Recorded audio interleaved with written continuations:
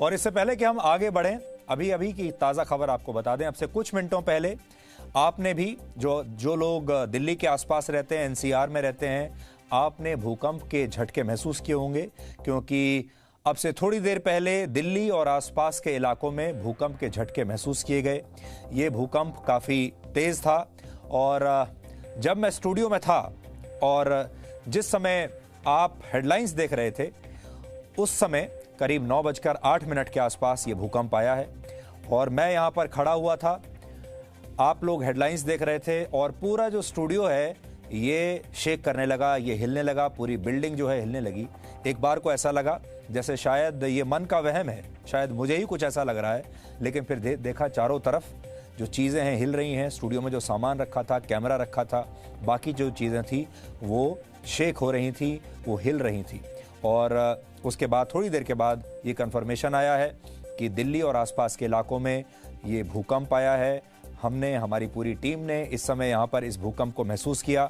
Richter scale पर इस भूकंप की जो तीव्रता है वो 4.6 बताई जा रही है और इसका केंद्र हरियाणा का रोहतक था। आपने गौर किया होगा एक और खास बात, पिछले एक महीने में लगातार दिल्ली और आसपास के शहरों में भूकंप के कई बार झटके महसूस किए जा रहे हैं। इससे पहले आपको याद होगा, पहले 11 और फिर 12 अप्रैल और इस महीने 10 मई को भूकंप के झटके महसूस किए गए थे। यानी पिछले लगभग एक महीने में ये चौथी बार है जब दिल्ली और आसपास के इलाकों में भूकंप आया है। और हैरानी की बात यह है कि इनमें से ज्यादातर भूकंपों का केंद्र दिल्ली या उसके आसपास के इलाकों में ही था। इससे पहले जब भूकंप आते थे, जो बड़े भूकंप आए इससे पहले, तो उनमें से ज्यादातर का जो एपिसेंटर होता था, केंद्र जो होता था, वो अफगानिस्तान या हिमालय जैसे क्षेत्रों में हुआ करता था। वैज्ञानिकों का कहना है कि दिल्ली और आसपास के शहर एक फॉल्ट लाइन पर बसे हुए हैं और फॉल्ट लाइन वो जगह होती है जहां पृथ्वी के नीचे टेक्टोनिक प्लेट्स आपस में टकराती हैं और तब आपको भूकंप महसूस होता है।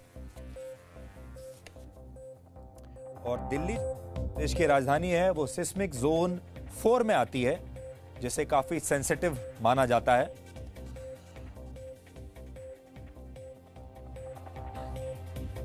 और अगर कुल मिलाकर आप भूकंपों की संख्या को गिनेंगे तो एक महीने में ये दिल्ली और आसपास के इलाकों में 5वां भूकंप है।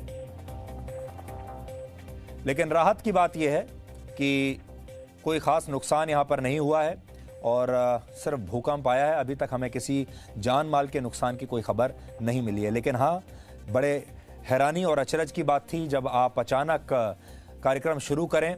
मैं न्यूज़ पढ़ रहा हूँ आपके सामने और आपको हेडलाइन दिखा रहा हूँ और अचानक से जो है वो स्टूडियो हिलना शुरू हो जाए। तो ये एक अलग अनुभव था जब शायद स्टूडियो आपके सामने लाइव था, मैं भी लाइव था, हालांकि आप मुझे देख नहीं पा रहे थे।